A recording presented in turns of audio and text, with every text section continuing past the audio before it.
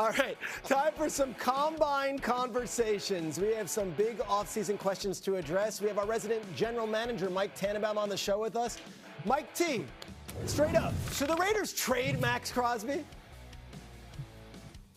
Yes, and I love Maxx Crosby, one of my favorite players in the league, how he plays. He's 29. He's still really productive, 32 sacks over the last 3 years. He has 4 years left on a reasonable contract. And if we're in year one with Clint Kubiak, we should make the hard and difficult decision to trade Maxx Crosby. We are in a full rebuild in Vegas. Roz, if Sauce Gardner went for 2 first, I would imagine Crosby might even go for more. Which team, if you were them, would you say, sell the farm, let's bring him in? I got 2. I could say almost any, but I narrowed it down to 2. The Bears and the Patriots. These are 2 teams that went very far in the postseason in the second year of their quarterback's rookie contract. They're trying to hit a window. You're looking for difference makers, players that can take you over the top when you come up against the likes of the Rams or the Seahawks in the postseason. Maxx Crosby is that kind of difference maker. I would say Chicago, that got to the divisional round, and the Patriots, who got to the Super Bowl, both looking for players that can take them that next step. I would be looking pretty hard if I were those 2 teams at a Maxx Crosby trade. J-Mac, jump on in here. Who would you think should be calling? I love those 2 from Graz, especially the Patriots, of what they had and kind of how they surprised everyone. I'm going with a team in the NFC, and I said this a few weeks ago on Get Up. If I'm the Cowboys, I'm interested in bringing Maxx Crosby, and I think you look at what they have on the offensive side of the ball with Dak Prescott and CeeDee Lamb and those guys and how productive they were this past season. You can get a guy like Maxx Crosby, not only what he can do production-wise on the field, but the mentality that he brings with him. When you're starting over on the defensive side of the ball, new defensive coordinator and Christian Parker, you need guys to set the tone and on that side of the ball, and he is a tone setter for an entire team. I want a guy like Crosby in my locker room, and I think in Dallas, it could be a huge dividends. All right, J-Mac, we're going to stay with you because Combine is where all the top players are discussed and where all the potential free agents or trade block guys are as well. Let's go to Kyler Murray. Mike LaFleur, the new head coach, was non-committal on his future. And Monty Ossenfort, the GM, did not draft him as that was a Steve Keim selection. Who should pursue Kyler Murray, J-Mac? I'm the Indianapolis Colts. I'm interested. For Shane Steichen and general manager Chris Ballard, they're now getting another year to run it back. We saw the way last season started, and Daniel Jones was on a heater. Him getting injured in December, a knee injury, is going to cost him time in this upcoming season. Why not run it back, sign Kyler Murray if he's released by the Cardinals to a short-term deal, 1-year prove-it type of deal, and see what he can do. Shane Steichen has had success with dual-threat quarterbacks. Can he do that again with a guy like Kyler Murray? Mike Tannenbaum, we look at now the recent years, Baker Mayfield, Daniel Jones, Sam Darnold, these guys who get a second chance, they can really redeem themselves. Do you see that potential with Kyler Murray in a new home? Yeah, Peter, absolutely. He's only 29 years old. He's been a productive player. He started 87 games, has 121 passing touchdowns.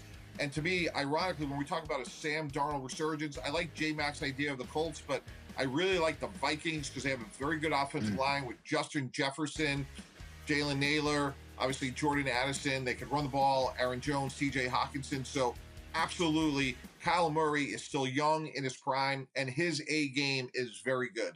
Graz, you know this landscape. What do you make of Kyler Murray and what we're going to hear this week in Indy? The Cardinals would love to be able to trade him, but it's going to be really difficult. He's got about $37 million in guaranteed salary this year.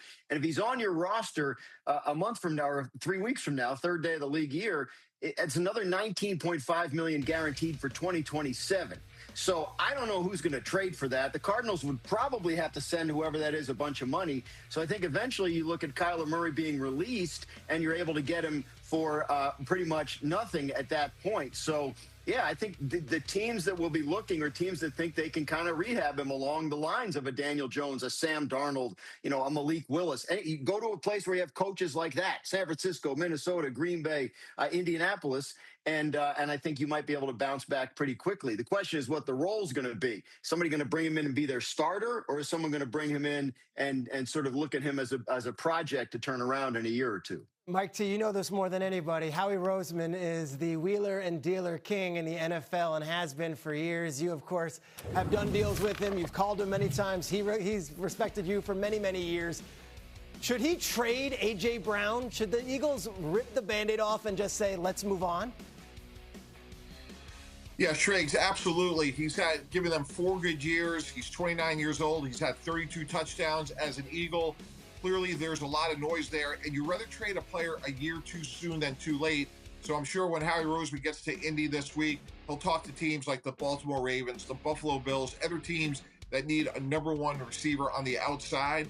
And this draft is loaded with wide receivers. So hypothetically, if he's traded to, let's say, Buffalo for the 26th pick, there will be a quality starting wide receiver who now they could get back on a rookie deal, save a bunch of money, and address some other needs. So I would think by the end of the combine, maybe as we get into early, in terms of free agency, that we see A.J. Brown getting moved. J-Mac, we know that talents like A.J. Brown aren't just everywhere. If you're the Eagles, you have a new offensive coordinator, you've got a new offensive line coach, you might have some new voices in the room. Would you maybe give it a year and try it one more time with A.J. Brown? Or are you saying ship him off, get something while you can? No, I want to run it back with A.J. Brown. I look at his first team he got drafted by with the Tennessee Titans, and they decided to trade him and go into the draft and bring in Treylon Burks to come and kind of fill that void of A.J. Brown. That didn't quite work out. If I'm the Philadelphia Eagles, you just mentioned Mannion coming over as their offensive coordinator. You're kind of starting anew. They put the bunny in the locker room last year. That didn't work. Now you're actually trying to change things and bring in a positive future. Keep A.J. Brown there when you have an entire offseason to bring those positive vibes of what the young kids say and try to get back on track. Good vibes only, right? That's what we talk, positive vibes only, J-Mac? That's how you live. That's your mantra, right? You know it. Graziano. Graz, get us started with the Cowboys, who made a move yesterday. Yeah, Cowboys kicking off the free agent running back market with a deal for Javonte Williams. Strong deal for Javonte. He gets $16 million fully guaranteed over the first 2 years. So the Cowboys locking up a still 25-year-old running back coming off a 1,200-yard, 11-touchdown season. And it's an interesting start, Peter, to a running back market that's also going to include the Super Bowl MVP, Kenneth Walker, and some other big names. Let's bring in Mike Tannenbaum and Jason McCourty here, because Graz just laid it out pretty clearly as far as the running back market goes. But Mike T, I got to ask you, we were talking about George Pickens the last 2 weeks, not Javonte Williams. Will George Pickens be next? Do you see that move being an immediate next step? Not at all, Peter. George Pickens had an incredible year, over 1,400 yards, 9 touchdowns. And I'm sure he's saying, hey, I want frontline number 1 wide receiver money, $40 million a year, somewhere in the Jamar Chase range. Dallas is going to say, no. You're our second best receiver behind CeeDee Lamb. T. Higgins is the highest paid number 2 receiver at about $28 million a year. If you said to me, hey, September 1st, before or after this deal gets done, I'm going after Peter. Wow. I think this is a really hard deal to get done. Wow. After September 1st, meaning we're going to have a long summer of Cowboys contract talk for what feels like the 5th summer in a row. Graz, let's get to a topic that gets discussed every offseason now. What can you tell us about the latest on the tush push? Yeah, Rich McKay of the league's competition committee saying yesterday that no team has submitted a proposal, a rules proposal this year for a tush-push ban, so he doesn't anticipate one coming up. Obviously, they still have another few weeks. The owners' meeting at the end of March is when they vote on these things, but as of now, it doesn't feel like there's that kind of momentum that there was last year for a ban of the Eagles' tush-push play.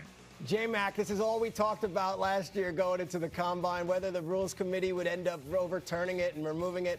Pretty quiet topic now. What was your reaction to this news? It reminded me of arguments that I have with my wife where all the reasons just start to just come out of nowhere. First, it's health and safety. Then it's the aesthetics of the play. It looks like rugby. But at the end of the day, I'm correct, and you just move on past it, and it's silence on the other end. I look at this play, stop it. And you look at what's gone on over the last year for other NFL teams. The reason no one's talking about it is because the play wasn't as successful this year. Defense has caught up. They figured out ways to stop it. We watched Jalen Hurts lose a fumble on the tush push. So now going forward, there's multiple teams that do it now, but defenses and teams, they aren't as passionate about it because they're like, you know what? We've gone back, we've watched the film, and we've figured out different avenues to stop this play so it no longer is all the nonsense that we've seen over the last few years where the Eagles were absolutely dominant at scoring with it. I mean, I remember more than half the league, I think, voted to get rid of it last year. Yeah. It's not even being proposed right now. Graz, I'm shocked that it's not even being discussed. But let's move on to Kansas City. What's the latest you've got on the Travis Kelce situation there? Yeah, Chiefs head coach Andy Reid not coming to the Combine this year. He did a news conference last week, said there has been communication with Travis Kelce, and in Andy Reid's words, that means people want to move forward. So he said, I think that's where Travis is. So it sounds like the Chiefs and Travis Kelce are discussing a potential reunion for 2026. His contract has expired. He's a free agent. They have to get a new deal done with him to bring him back. But it sounds like there's some interest on both sides. J-Mac, I want to bring you in here. As you played for many teams, your brother went wire to wire with the Patriots. If you are the Chiefs, are you making sure that Travis Kelce isn't donning some other jersey next year? Are you making sure you bring him back? No brainer. Absolutely, we're bringing him back. Not only because of what he's done and what he means. He's going to obviously be a first ballot Hall of Famer and what he's done in the Kansas City Chiefs uniform. But he was still good last year. I think sometimes we get caught up on the fact that Travis Kelce's been so good throughout his career that when he has a little bit of a slide, we look at it and say, oh, he's no longer good. No, he still was at the top in the NFL when it comes to reception and yards among tight ends. So he is still up there, and he's also at 11 yards per catch. That's up since 2022, and 5.7 yards after the catch, which is his highest since 21. So this is still a very productive player that deserves to still be in that Kansas City Chiefs uniform. Mike Tannenbaum, as fans and as reporters, sometimes there's some sentimentality here, and they've got a lot of heart and emotion. What do you think about bringing back Kelce at 37 after the performance he had last year? I wouldn't do it. And that's when you're in the front office and you're a head coach, you have to make the honest and sober observation that you want to pay a player for what they're going to do, not what they've done. He is slowing down. I know Jason had some statistics there, but he did go from 97 to 76 catches. Obviously, Patrick Mahomes was hurt. But when you look at the best tight ends in the game right now, Trey McBride's 27, Brock Bowers is 25, Sam Laporte is 25. There's some really good tight ends in the draft, like Kenyon Sadiq, Max Clare, Michael Trigg, amongst others. If I'm Kansas City, go get the next guy, honor Travis Kelce for what he's done, but go get the next young tight end and go take care of these other needs, tackle, running back, and receiver. Oh, that would be such a tough move. All right, we're going to get back to you guys in a bit. Coming up, is it a slam dunk